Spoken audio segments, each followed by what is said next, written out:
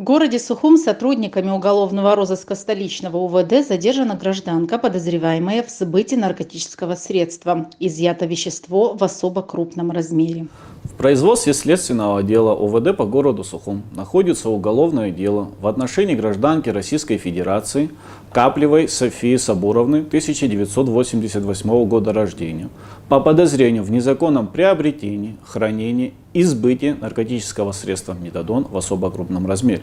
Материалами дела установлено, что при проведении оперативно-розыскных мероприятий сотрудниками уголовного розыска УВД по городу Сухум по улице Папаскир в городе Сухум на территории фуникулера была задержана гражданка Каплева и доставлена в один из служебных кабинетов уголовного розыска. При производстве личного досмотра гражданки Каплевой было обнаружено и изъято 158 свертков с кристаллообразным веществом.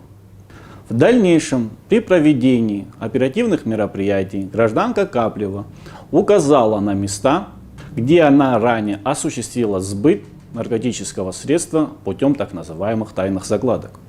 В ходе проведения неотложных следственных действий по адресу временного проживания гражданки Каплевой был произведен обыск в случаях, нетерпящих отлагательств, где среди ее личных вещей было обнаружено и изъято 10 свертков с аналогичным кристаллообразным веществом. Согласно экспертной справке, масса наркотического средства метадон, изъятого у гражданки Каплевой, составляет более 66,5 грамм, что является особо крупным размером.